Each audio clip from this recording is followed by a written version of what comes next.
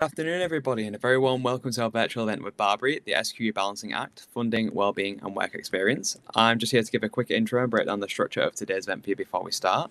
Luckily, it's quite a simple one. So from 4 to 5 p.m, we have a panel discussion led by Robert Dudley, who is the Head of Employability and Engagement at BARBRI, and this will be featuring a panel of former SQE students who you can see on the screen now. They'll be discussing the results of some new research by Legal Cheek and BARBRI about students' experience of the SQE 5 years after its introduction.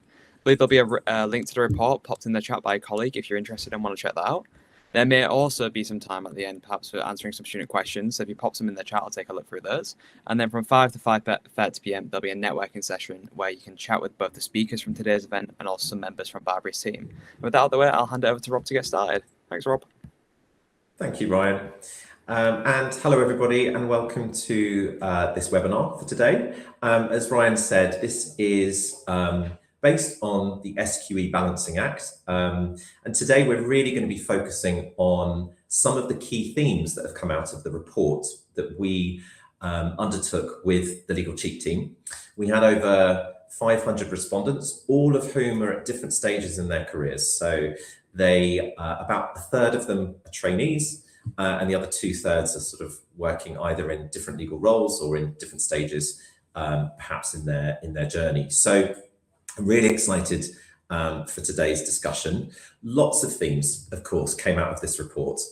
It was pretty comprehensive, but today we're really going to be focusing on sort of three main themes, and those are funding pressures and accessibility, well-being and work-life balance during the SQE preparation, and of course, qualifying work experience and readiness for practice.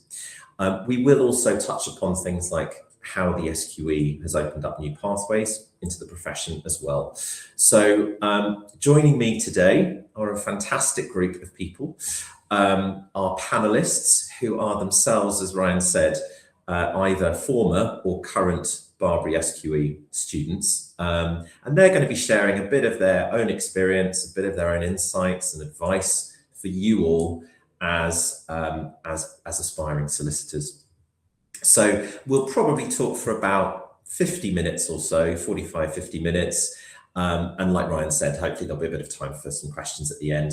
If not, we'll go off into some networking afterwards, which Ryan will introduce us to, where you can talk to some of the panelists and myself if you've got any particular questions. And there's also going to be another booth, I suppose, for one of our colleagues from BARBRI to talk about the SQE. So any questions that you've got specifically about the SQE, feel free to join my colleague Narissa, who will be delivering that particular booth. So, like I said, we'd love to hear your thoughts on things, but if I could just start off by asking our panelists to introduce themselves to start things off. So I wondered if I could perhaps ask each of you just to introduce your name, what your role is, and then just a little bit about your career to date, just a minute or so on that, what your current role sort of involves day to day. That would be really helpful just to kind of set the scene. And I wonder perhaps if I could just start with you, Deanna, because you're first on my screen. Hi, everyone. I'm Deanna Marsh, and I'm an in-house legal counsel at Carlsberg Britvic, which is a fast-moving consumer goods company, and we do all sorts of soft and alcoholic beverages. I joined the company in July 2025, and prior to that, I was legal counsel at a different FTSE 250 fast-moving consumer goods business, focusing on hygiene and soap.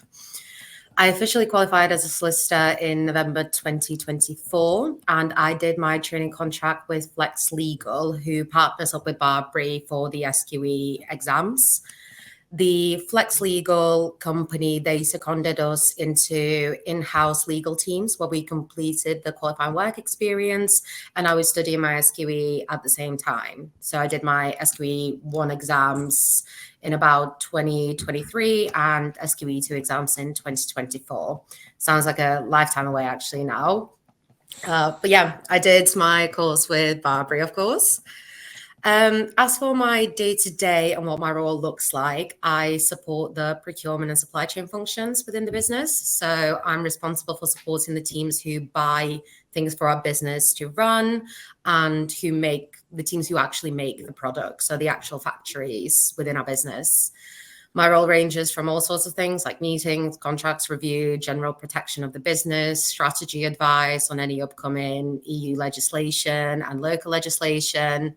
And basically the main goal is trying to get the business in the best possible commercial position when we buy and make things. I can go more into what we do and what I do as part of kind of the QWE and SQE and how it all aligns with as we go on with our panel. But that's a little bit about myself. Brilliant. Thank you, Deanna. Really appreciate you joining us today. So up next we have Reese. Do you want to introduce yourself, Reese? Hi, yes. So my name is Reese Medigo. I'm currently working as legal counsel at the University of Birmingham. I joined the university as a lawyer in end of June 2025 after I qualified in March 2025 as a solicitor in England and Wales. I did my BARBRI SQE prep course starting in August 2023. And then took my SQE1 exams in January 2024 and my SQE2 in July and August of 2024.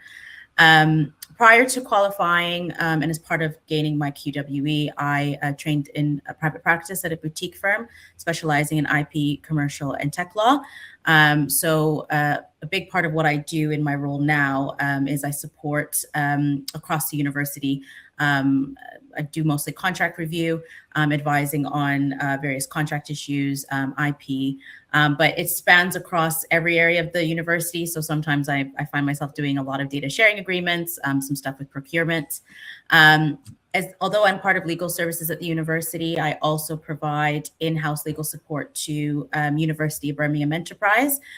So for those who don't know, most universities have technology transfer offices. So it's just a limited company that universities set up so that they can protect and commercialize their intellectual property. So I spend 2 days with Enterprise helping them protect and commercialize the university's IP, as well as helping academic consultants launch their own spin-out companies. So as mentioned, we'll have the opportunity to share a bit more, but that's a bit about me. Wonderful. Thanks so much, Reese. Up next, Charlie, do you want to introduce yourself, please? Yeah, of course. Well, I just want to say thank you firstly to everyone that's in attendance. And my name is Charlie Moore. I am a current solicitor apprentice at DWF, but prior to that, I qualified as a paralegal apprentice in-house at the FCA rather than going through the traditional university route. This pathway has been very much intentional for me, and I've always been very passionate about widening access to the profession, especially those from socially mobile backgrounds, and that's exactly what this pathway does. But as mentioned, I am currently a solicitor apprentice, so now I divide my time between working at DWF and studying for the SQE. I currently sit in the insurance fraud team, so day to day I'm involved in lots of different drafting, legal research, for example, interviewing witnesses, and gradually taking on more responsibility as I evolve throughout my apprenticeship. Wonderful. Thanks, Charlie. Great to have you on board. And finally, but by no means least, Ellen, would you like to introduce yourself? Thanks, Rob. Hi, everyone. So my name's Ellen Swarbrick, and I am a newly qualified associate at the US law firm Vincent & Elkins, and I sit in the corporate department. So I went and studied international business with German at the University of Birmingham, actually, before moving on to start a role in consulting, so kind of doing energy market analysis. So I did that for a couple of years and then decided that I'd actually quite like to swap the Excel spreadsheets for a Word document and thought I would take a stab at law. Did a couple of vacation schemes, but really loved my vacation scheme here at Vincent & Elkins, and decided to take the offer of the training contract. Because this was in 2021, I want to say, so this was kind of when the SQE had first come out. So it was actually very unusual for a law firm to want you to take the SQE route instead of the kind of GDL LPC route. And, you know, the SQE to me as a non-law student was something that, you know, I'd never really heard anything about and was really quite scary. But I stuck at it, did the whole course with BARBRI, in 2022 and 2023 and luckily passed before starting at Vincent & Elkins in September that same year. Qualified in the September just gone. So have since worked with BARBRI doing panels, talking about SQE. So I like to think I know something about it. But yeah, will be interesting to see how the discussion progresses today. Wonderful. Thanks, Ellen. Really appreciate your time in joining us. So as you mentioned, very helpfully, we've, obviously you started off as one of the first cohorts to undertake the SQE. And as we all know, the SQE has only been in place for 5 years. It's still really in its infancy, but we've learned quite a lot from the time it's been since its inception.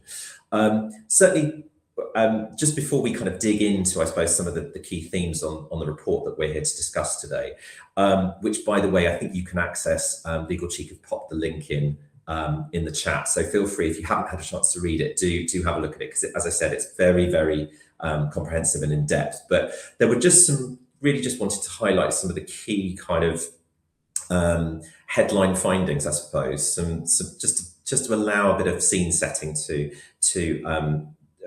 be put forward. So for those who answered the report, firstly, when asked about their views on how ready they felt for the exam as against how ready they felt going into practice, about 63% of all respondents felt very well prepared for their SQE exams, but only about 46% felt well prepared for real life practice. So that indicates there's a bit of a gap there between preparing for an exam and actually feeling like you've got the skills that you can actually lawyer, as it were, once you're in practice.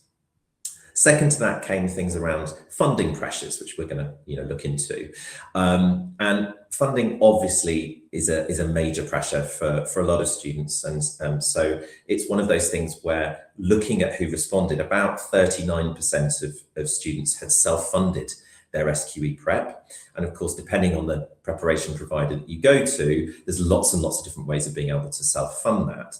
About 19% relied on student loans, and about 34% of the respondents were relying on employer sponsorship. So what we did see was that scholarships were very, very small in terms of the respondent pool, only about 2% of them. So again, we'll have a look at that funding piece in just a second.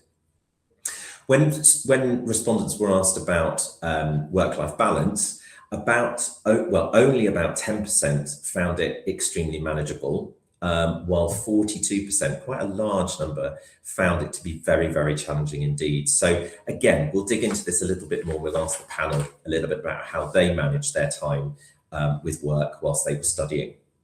And then finally, when we questioned students on their position when it came to qualifying work experience, a large component part of the SQE journey, 45% had not yet started their qualifying work experience, so nearly half, and only 17% had completed it. So I think you'll agree, just in terms of scene setting, I hope you agree that these figures really highlight, I suppose, the balancing act that candidates face when approaching the SQE, managing their costs, managing well-being, securing qualifying work experience.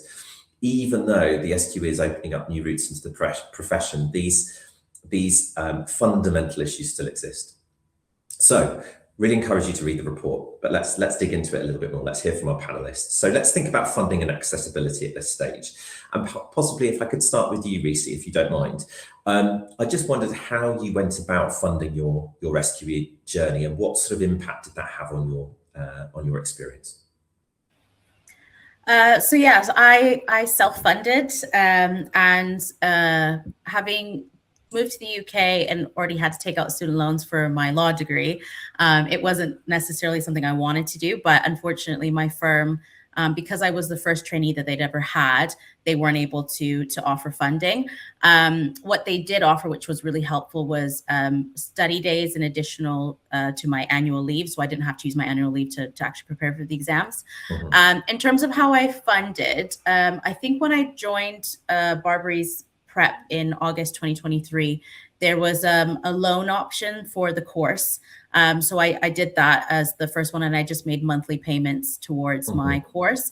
And then for my exams, I had student loans that I had taken out from when I was in Canada that I used to fund that. So yeah, it was a combination of private loans as well as some government student loans. So it was quite difficult to do, but I think if you are in that position, I think it's great if you can find loans where you can kind of pay it back in small installments. Obviously, you get charged interest on most of them, but at least it gives you the option of not having to pay course fees as well as exam fees up front. So yeah. Perfect. Thank you. Yes, and those loans do still exist. BARBRI as a provider provides a whole different range of different scholarships and funding mechanisms, I suppose, for students depending on your own circumstances. So thank you, Reese, for sharing that.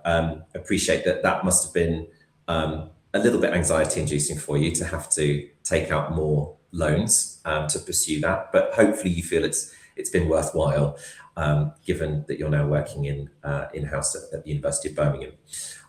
When we think further about sort of the accessibility side of things, I wonder, Deanna, if I could just ask you what you think perhaps the SQE has done when it comes to accessibility.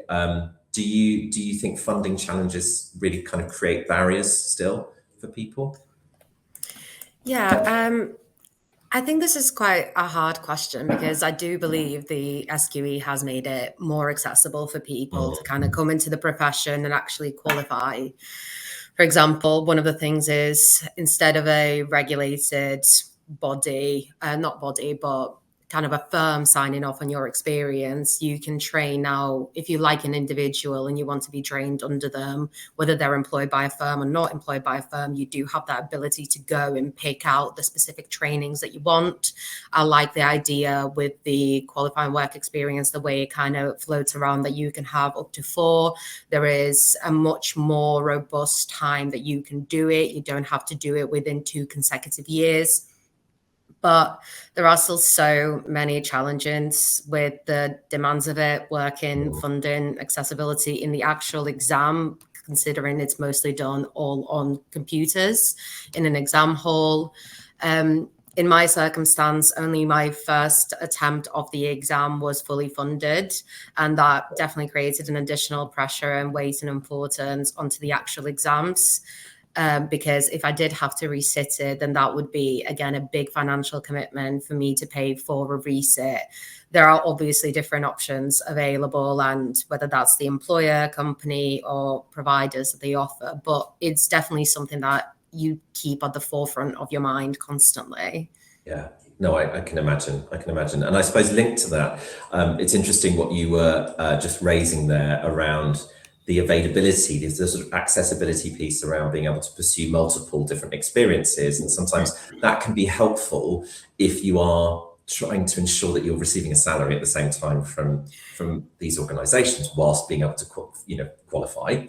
I wonder, Charlie, I suppose in your situation, it's very pertinent because, of course, you've gone through or you're going through the apprenticeship route, which is competitive, but of course you are funded through your SQE and you're of course working at the same time, and it's very, very attractive. How important was funding to you when you were approaching becoming a qualified lawyer?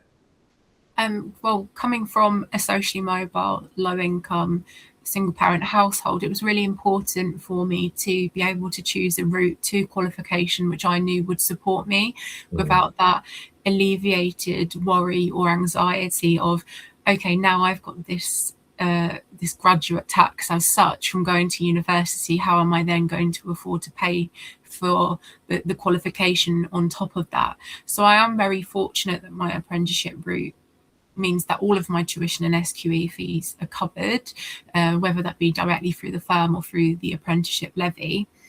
But that being said, I do believe that funding remains one of the biggest barriers to the SQE system, with prep courses and exam fees adding up and being quite expensive if there is not that employer sponsorship. But leaning back to what's been discussed before, I know that the SQE has created more flexible routes into the profession.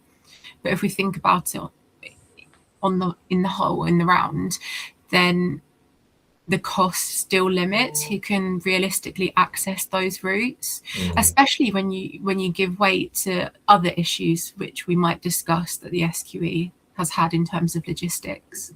Yeah, absolutely. That's a really valid point. And I think one of the things that we find with many students that we talk to is that they're having to either delay taking on the SQE until they can secure some sort of role, be that in legal or not, to be able to fund. So as much as we can do to help highlight the funding that's available to students, so much the better. I think one of the things, financial pressures, of course, that's been highlighted within the report, but I just wondered what sort of support would have made, I suppose, the biggest difference to your experience of going through your SQE, Reece. Perhaps if I can ask you, aside from financial.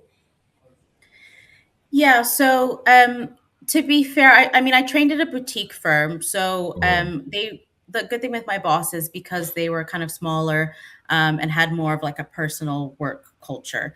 They were quite open to being supportive to me. So they were like, even though we can't, fund your courses or your exams, we'll do whatever else we can to make sure that you succeed and you pass these exams. So as I mentioned earlier, they gave me additional study leave, which was great because that meant that I didn't have to save all my annual leave days to study and prepare for exams. And I could actually use my annual leave to rest and recover. So one of the things I did after both my SQE1 and SQE2 exams is I went on holiday for a week. And, I just got that time to decompose and decompress, which was great. The other thing that was great was that in terms of my QWE, they sat down with me and said, what competencies do you need to be able to demonstrate at the end of this process, so that the work that I was being allocated was able to help me develop those competencies. Now, obviously within our firm, because we were boutique, we were limited, we didn't do litigation. So for those particular exams, I was able to kind of reach out to my wider network and do some work shadowing for that. So I think, while the support on finance is really important, I think when you're approaching your employers asking for support, it's very good to kind of lead those conversations and say, this is what the checklist of things I need to have achieved by the end of it, and see what works within your current work structure, or within your, like I said, wider network to get that support so that you can succeed at these exams. That's great advice. I think having those honest conversations with your employer about what you're kind of expecting, or what you're hoping to achieve, whether that's having qualifying work experience confirmed by them, or talking about study leave or having that flexibility, can make things so much more palatable and relaxing for you through what is essentially quite a stressful time. So that's great advice, Reece. I think, as you say, aside from the financial, having that talking and having that support from your employer is absolutely vital. Let's perhaps move on to sort of well-being and that work-life balance. Some of you have already touched upon obviously fitting in your SQE whilst you've been working in the various different organisations that you are currently working for, or previously have done. Ellen, I wonder if I could turn to you and just perhaps ask, US firms are known for being particularly demanding, if I can put it like that, in terms of trainee time and the expectation around how much commitment you're to be had, particularly I'm sure when you finished your training contract. Perhaps that changed, who knows, but I wondered how you managed your sort of work-life balance during doing the SQE with us and working full-time. Sure, yeah, so I did my SQE before starting my training contract at Vincent & Elkins, but as I briefly mentioned before, I previously had a career in consulting. So I, either stupidly or not, decided to continue working full-time in consulting while preparing for SQE 1 and 2. I'm not sure whether I would recommend it. I did the full-time SQE 1 course and full-time work. Maybe it would work better if you had full-time work to do the part-time SQE course. But yeah, it was challenging. I think one of the things that really helped me was the fact that you didn't have to do any of the lectures or the questions at a set time, and actually you could, you know, do the work around your other commitments. So for me, it was a couple of hours first thing in the morning, a couple of hours in the evening, and then the majority of the work I did was on the weekends. Honestly, pretty much my only tip, which I think is a really, really important one, is just to have your time management skills nailed down. Be consistent, make sure that you're doing a set amount of time every day. If you know you're going on holiday one week, make sure you add half an hour on to your sessions every morning, because it is so, so easy to slip. For anyone who's currently on the SQE1 course, you'll know that you have a personal learning platform, and you have a little bar at the top which shows you either green, amber or red. So green for you're on track to complete all your modules by the exam date, amber if you're a little bit behind, and red if you're quite a bit behind. Unfortunately, my bar turned red quite a few times, and I spent a lot of time trying to, you know, work those hours back, but it's a lot easier to it's much easier to work ahead of schedule than it is to catch up when you get behind. So yeah, number one tip is time management. And a great skill to be taking into practice, because you're going to have to be able to prioritize. Exactly. So it's a good starting point. Do any of you want to share anything around when it comes to this sort of work-life balance and studying whilst you're trying to work? Any kind of well-being strategies that perhaps you used to help you get through that volume of work? Deanna, anything from you? I see you nodding. There weren't really strategies as such, just because it does consume a big part of your life. It's just the nature of studying for that exam is going to take up a lot of your time the closer it gets to the actual exam date. So it's just something to be aware of. But in terms of the things that I feel like on reflection actually really, really helped me to maintain my normal life as well, is I got to keep my family and friends, and they kept me really grounded. So there's people around me who literally forced me to do things outside of studying, but they also respected my boundaries at the same time, where I kind of put them in place saying, I actually cannot do this. I would say the people around you during this time are literally going to be make or break. There's going to be peaks and troughs. I was on a part-time course, so at the start it was a bit of a slower ramp up on why you're getting everything prepared, and then closer to the exam you're obviously doing and putting in a lot more hours and weekends. But even on the really busy days, just going outside and spending some time away from the screen and the books is going to be so helpful. Is there anything, and any one of you feel free to chip in, is there anything you feel law schools like ourselves should be doing more of to help support you in this? Ellen, you highlighted the personal study plan, which obviously adapts according to your own availability and will feed you the content that you need and can manage. But is there anything from, I suppose, a wellbeing perspective that we should be doing and other law schools should be doing more of to help you? Sorry, go ahead, Ellen. No, it's okay. Go ahead, Ellen.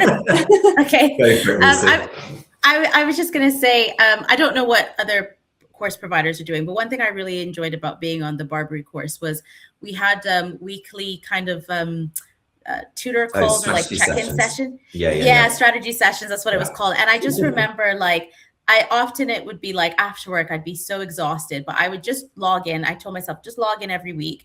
And one of the things that was really helpful about those sessions was other people would be asking questions, and like some of them were specific to the law, but some of them were just like, I'm really struggling with this. And one of the things it really did was alleviate my anxiety, especially around like, I'm not studying hard enough. Oh my gosh, I'm going to fail. Because when you hear that everyone else is having kind of these intrusive thoughts, you're like, okay, this is normal for me to like feel overwhelmed by like having to work full time. As well as having to, study, quite intensively, especially with SQE1. So I think that's something that if other providers aren't doing, I highly recommend just giving people, especially for those of us who were doing online and we didn't have that in-person, where you can kind of talk to classmates. It can be quite isolating if you don't have kind of that human interaction. So I think for providers that are providing online courses, it's just working that kind of group component. And I know with SQE2, one thing that BARBRI also did really well was putting us into smaller groups with a personal tutor, because although the meetups were, I think it was once a month, at least, you'd had a dedicated hour where you could ask specific questions, and then our tutor would log off kind of like 20 minutes before the call ended so that we could chat amongst ourselves. So usually those conversations is like, oh yeah, I've been really struggling, and kind of giving each other encouragement. So yeah, I think just focusing on that personal interaction, I think, is important. So that kind of almost pastoral, kind of nurturing, supportive environment is vital, isn't it, really, to be able to get through it? Thank you, Reese. Charlie, I know you're obviously only quite early on in your SQE journey, but of course, working for a firm like DWF, we talk to a lot of law firms around things like early years burnout. It's a real issue in a lot of law firms. And I wonder, that's particularly, I suppose, prevalent when it comes to trying to manage work with study. And I just wondered whether there was anything that you're trying to do at the moment to kind of stay motivated to study whilst you're working. Absolutely. I think it's really important to recognise and treat the SQE more like a marathon rather than a sprint, as cliche as that sounds. But you don't want to rush through all of the content. BARBRI give you everything you need to pass the course. So if you trust BARBRI and you trust your personalised plan, then you will have everything you need to pass the exams. So I think in addition to that, in being able to maintain a real good work-life balance, especially as an apprentice, where I am still having to do the day job, I still have obligations to my firm and to my clients.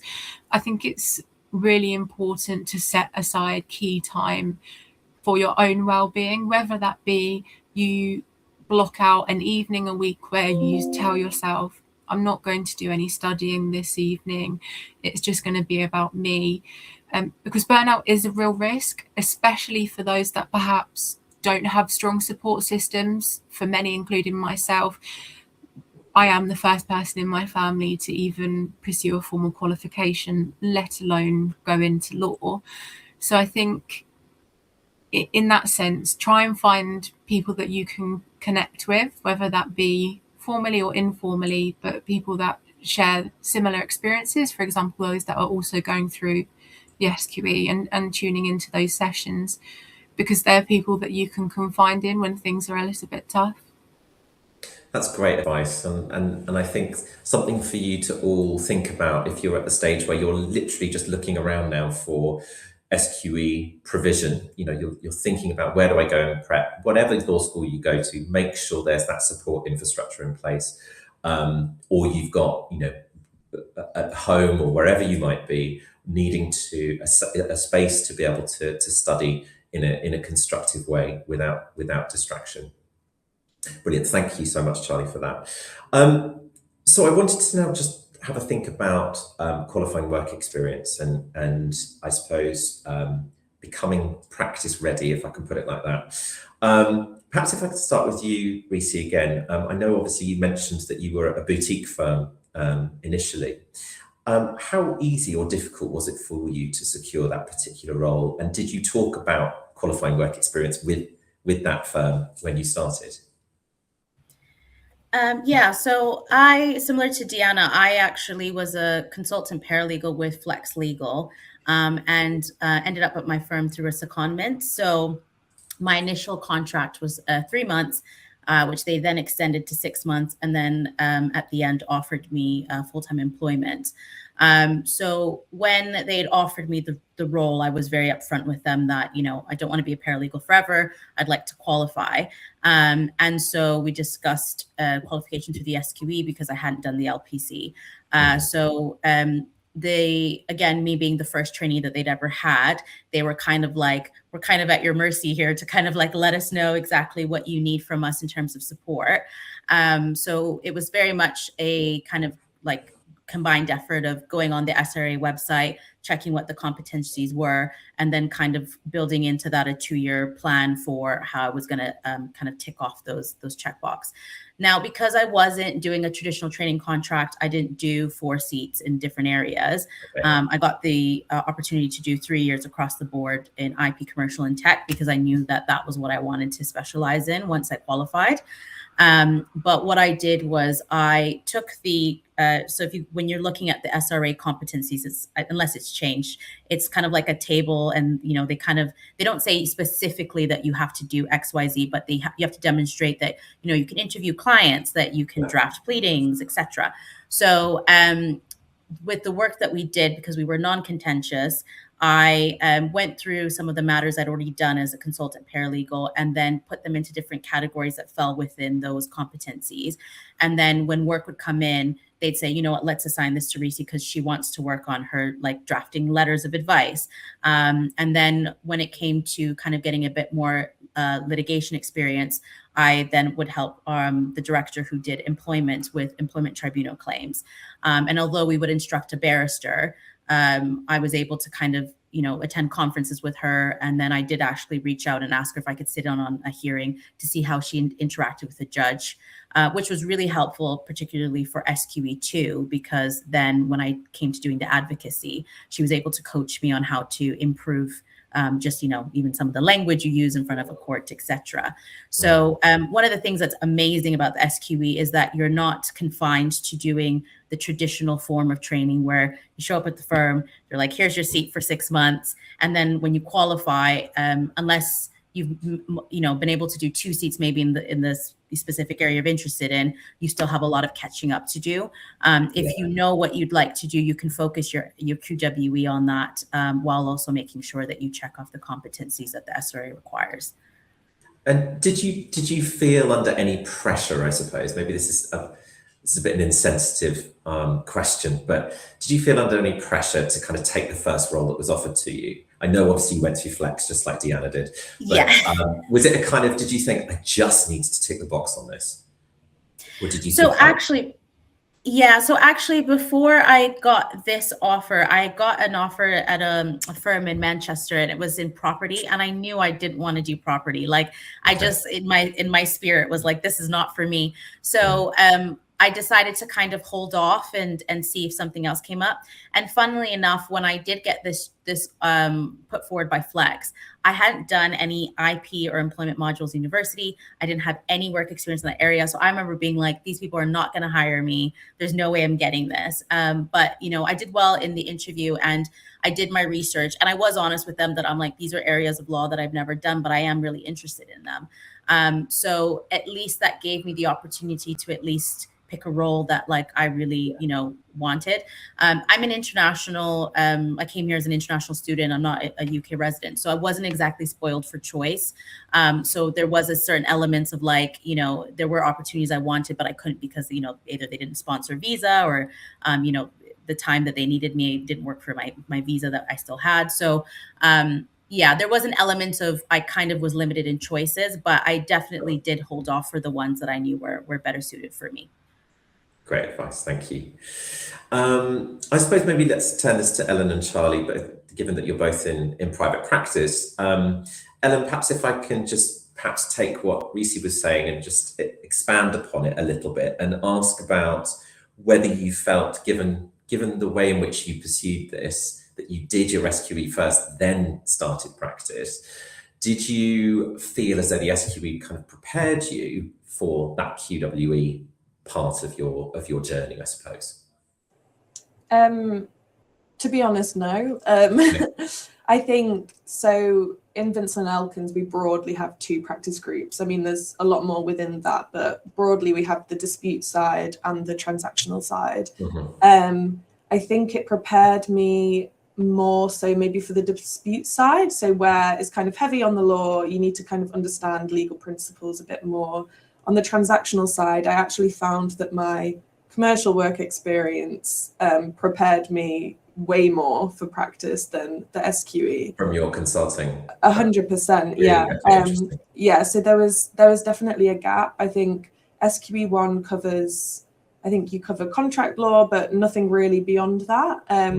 So the good thing was that my firm actually put me and my my other fellow trainees through BARBRI's Prep for Practice. So it's kind of an additional course that's meant to be taken after your SQE2 and prior to starting in practice. That I think it was a bespoke course for our firm that took us through, you know, arbitration, M&A, private equity, and all of kind of specific training for our practice groups, which, you know, I think that kind of very short course prepared me way better for practice than SQE1 did.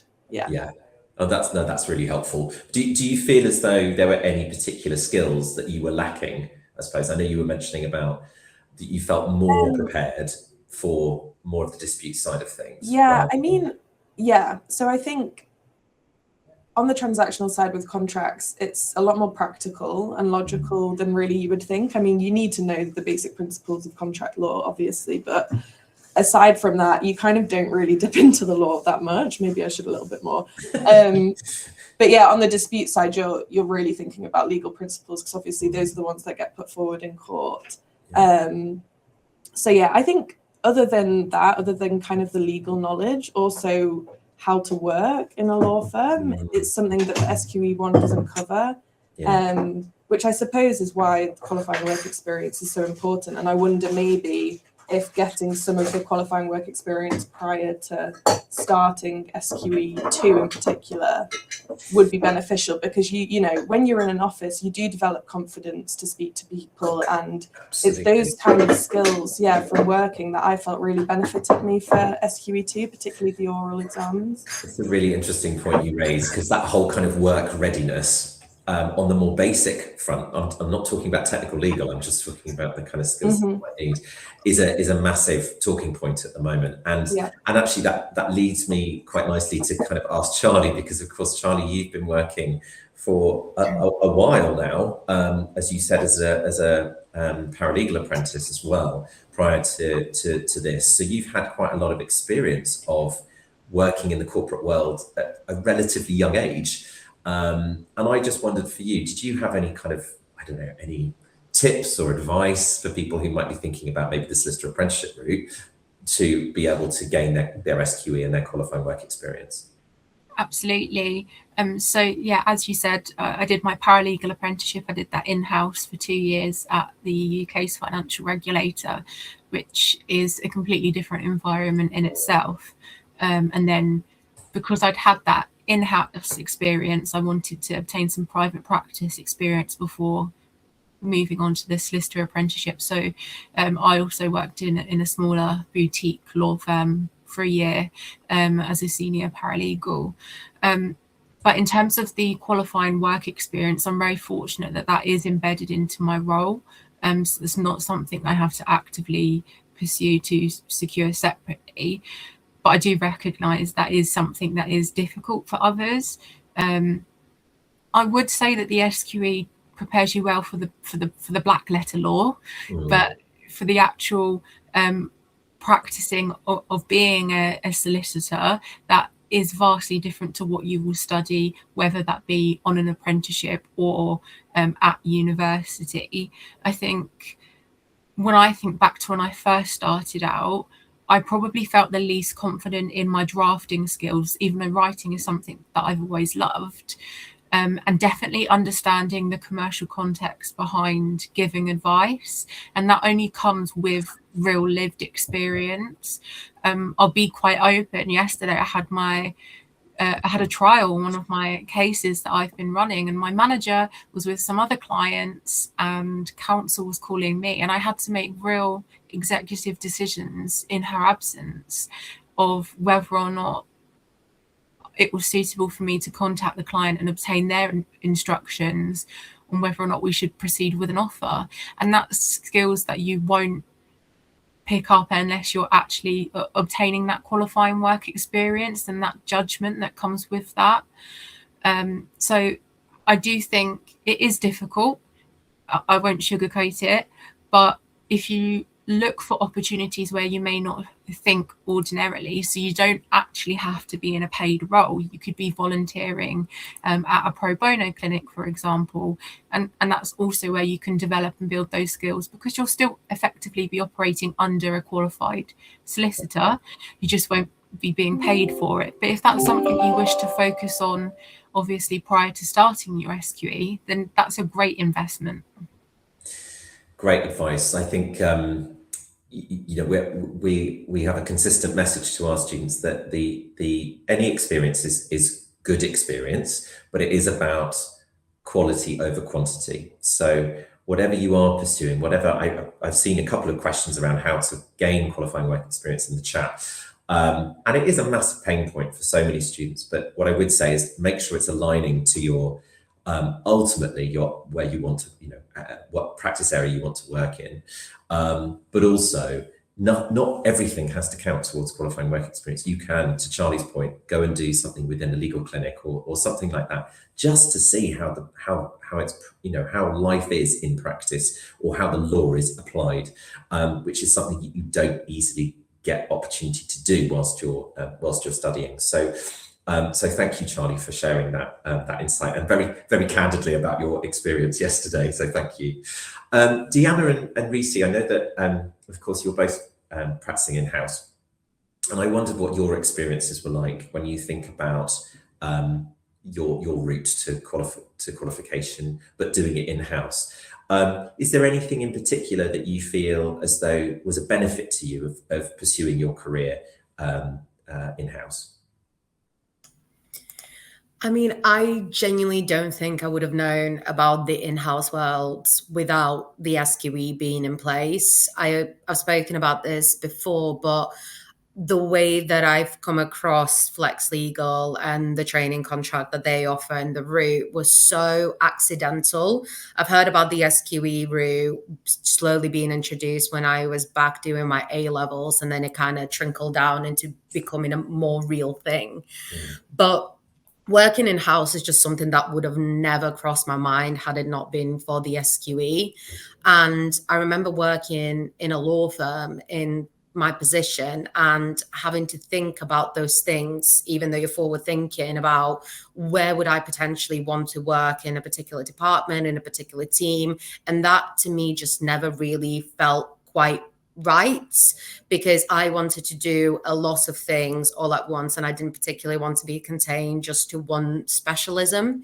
And I think that's what the world of in-house actually really opened up for me, because I didn't do the traditional seats. I was in my first placement, in my first year of my training contract, there was 2 people, including me, in the legal team. So you're kind of supporting amongst every single thing that comes across our desk. Then in the second year, it was a little bit more targeted, but like other panelists were talking, I think in the in-house position, it really helped me because I really got to pick and choose the different areas to trial them out a little bit. And then I didn't have to commit to them for, 3-6 months and kind of stick to them as closely as I needed to if I was training in a law firm.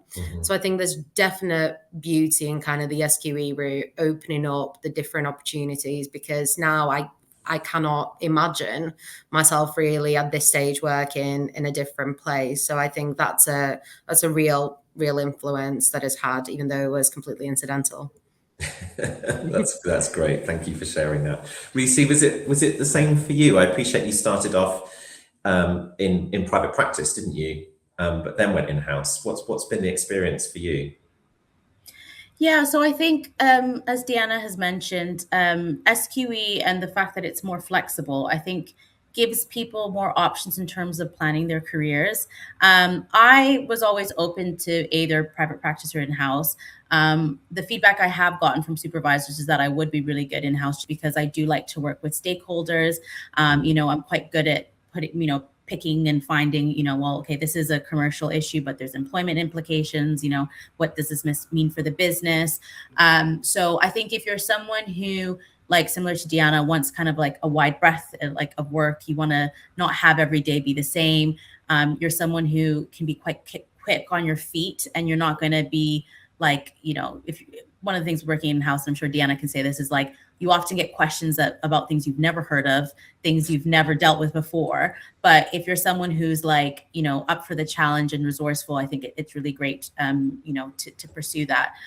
One thing I think SQE does help in terms of training lawyers for an in-house environment, particularly if we think back to SQE1 and the various subjects that you have to cover, it's kind of preparing you for this understanding that you don't have to be a master at anything specifically, but as long as you have a general understanding of various different areas of law, so that you can, do some legal research and provide some advice, even if it is kind of baseline advice to a client. I think SQE helps prepare you for that. Because I remember when I was doing my SQE course, I'm like, I'm never going to do wills and trusts as part of practice. But at least now, when I was home with my parents and we were doing their wills, I'm like, I at least understand, what information needs to go in here, So I think that's one of the beauties of the SQE, is that it's giving you that kind of foundation that if you just decide to go in-house, you understand that sometimes you got to switch between different areas or consider different areas of law when advising your clients. But I've really enjoyed it. And, there are days where I'm just like, it kind of seems like I'm out of my depth, but overall it's been really great. And I really like it. That's wonderful. So the in-house experience, I suppose, has been challenging, but at least it's given some variation to your experience, which is wonderful. I'm very conscious of time, and I just wondered whether we should perhaps just have a little think about another area that was obviously brought up in the report and has been talked about quite widely in the press, but it's obviously been around trying to break barriers down and to that accessibility point, I suppose. And I wondered if I could just get each of you to get your thoughts on to what extent, I suppose, you feel the SQE's actually reduced barriers to the profession, and if you feel as though there are still obstacles, where do they still exist? Charlie, do you mind kicking us off on that one? Absolutely. It's something that I do feel quite strongly about. Mm-hmm. I don't feel that the SQE has done what it was designed to do in terms of widening access to the profession, and knocking down those systemic barriers that obviously are still there and do still need addressing, whether that is in terms of the funding costs, and how people are going to afford to pay for that. And also, I think a lot of the widespread concerns around the logistics around the SQE, especially around marketing transparency when issues like that arise, and really significant things such as candidates are investing thousands of pounds to sit exams, but they might not even be able to sit an exam in their local test centre. And as a socially mobile individual, I wouldn't be able to afford to travel halfway across the country to sit an exam.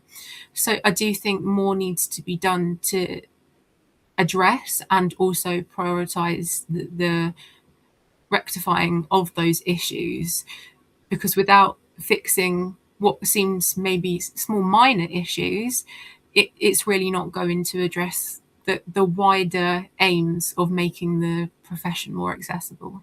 Absolutely. That's really well summarised, I suppose, those key issues that still remain massively challenging.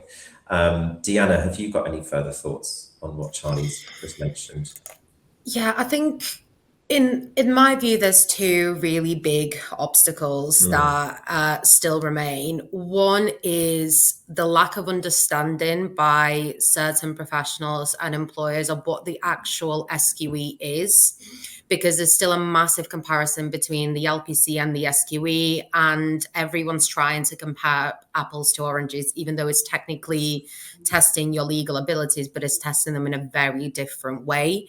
And I think making people understand why the pass rates are lower than the LPC, given the nature of the different exams, would be massive in terms of pushing the SQE forward itself, because it is a closed book exam. You have a much longer exam period on what you have to do. From studying, it is a marathon, but honestly, for the exams, it kind of feels like a bit of a sprint. And at the heart of it all is a completely different standard of assessment, because with the LPC, it's the first day trainee, and the SQE, you're being assessed as a first day solicitor. Yeah. And I think another barrier that exists still and massively contributes to all the other barriers that exist within the SQE is there's a lot of secrecy around the SQE itself, and there's really a lack of transparency about everything. So Charlie mentioned about, the funding, the different marking, but the actual style of exam questions itself not being disclosed, the pass rates for certain providers not being disclosed, and you're massively relying on self-reporting of the students to kind of push all these training providers forward. But the fact that that's not being disclosed and giving the people the fully educated choice as to what they're getting themselves into, I think it really, really harms the format and the SQE itself, because people should be able to freely talk about how the questions were structured and not fear for, all these other things that kind of come on the side of it. So I think it's a stressful exam. And I think all of those things, the lack of understanding and the lack of transparency on top of all the other real issues, it just adds an extra layer of challenge, which is quite hard to deal with. For sure. That transparency piece is something that comes up time and time again. And much more needs to be done to allow people to make much better and more informed decisions about what is essentially, as you say, a very stressful and involved. On that point, I just wanted to flag, obviously, the SRA are very hot on being honest and being integral. So it doesn't really align with what they're asking us to be in practice. So I really value that point on transparency. Thank you for raising that. Yeah, thank you, Deanna and Charlie. Ellen, do you have anything you'd like to add on that just for a minute before? I suppose it's just on the back of that all the secrecy and uncertainty, it adds an extra layer of anxiety. I suppose, to put it into perspective, a colleague of mine, so he's been working in law for about 5 years, US law for the last 2. It's an intense and high pressure situation. He recently sat the SQE1 exam and said it was by far the most stressful period of his whole entire life. To me, the SQE1 exam was far more stressful than anything I've had to encounter at a US law firm. And, that really puts into perspective. Yeah, it's really difficult. And I actually think that anxiety is, is part of the reason why it's not accessible, because, you shouldn't be testing people's ability to, go into an exam feeling like they haven't really prepared properly, because they don't have the ability to prepare properly, because there's no past exam questions, and you're kind of having to, preparation courses are basically having to guess what questions are going to come up on the exam. Yeah. It's completely mental, and there is actually no other, professional exam that does the same sort of thing. It's that fear of the unknown slightly, isn't it? So not only from a legal perspective in terms of your legal knowledge, you're already stressed having to think about that and how it's going to be assessed in the exam, but also the logistics behind it as well. Just getting to there and understanding what the format is. Reese, if you had to add anything to what the others have said, is there anything more that you'd like to add to that? Yeah, in terms of reducing barriers, I think the good thing is, because of the flexibility of the training models, particularly around QWE, we're going to see, I think, a more diverse set of lawyers emerging, because you're not going to have, again, people who had to compete for a traditional training contract. You'll have people who have backgrounds and careers and all sorts of different things who can, eventually transitioned into law, or who were paralegals and then, went from being a paralegal to qualified rather than being a traditional trainee. So I think it's great in giving people more flexibility in terms of how they qualify. Where I think we need some improvement is the pressure that's being put on people, particularly, I really feel for younger people who are doing this, because especially if you've just finished, higher education, which was a challenge in itself, and now you're being expected to pass, as Ellen has said, exams that make working at a U.S. law firm seem like a walk in the park. You're in your early 20s, you're trying to navigate life as an adult, pay bills, and then your firm is telling you on top of this, if you fail these exams, you're going to lose your training contract. I think that's really, really unfair. And I think more firms need to, especially because of how difficult it is, give more grace. That pressure of if you fail the first time, we won't fund you the second time. We need to have more realistic expectations and standards being placed on people. And I don't think it just applies to young people, because I wrote the SQE when I was around the age of 30 and I still found it a nightmare. So I think we just need to remember that we are human beings who are taking these very, very difficult exams, and we deserve grace and we deserve support. So, people don't feel like there's no option if they fail. Yeah, no, I think that's right. And I think, even 5 years on, undoubtedly it's helped from a flexibility and accessibility point, but there's much, much more that needs to be done. I think there's loads of challenges that all of you have highlighted that still remain. And, particularly around the funding, particularly around wellbeing and the stress around logistics, and of course, QWE and that side of things. So I just want to say, I appreciate we're at time and Ryan's just popped back on. I want to just thank you all so much for those insights. You've contributed an incredible amount of personal experience in this space, and I'm sure that's been extremely valuable to those who've been attending. So thank you so much for joining us. Ryan, I don't know if you want to finish off. Yeah, so it's just then 5 p.m, so we've got to start wrapping up the panel discussion, but I'll reiterate what Rob says. A big thank you to the panel for joining us today. I'm sure the insights have been very useful to everyone listening. We do have 2 virtual networking sessions now that will run until 5:30. There'll be 2 breakout rooms you can join. You can either join one with the speakers from here, or you can join one with the BARBRI team and ask them questions all about the SQE. If you want to start making your way over there now, there should be an expert button on the sidebar of your screen. If you click on that and then join whichever breakout room you fancy, you can ask all your burning questions there. Thank you once again, everybody, for joining us, and a huge thank you once again to our panelists today. Have a great evening, everybody.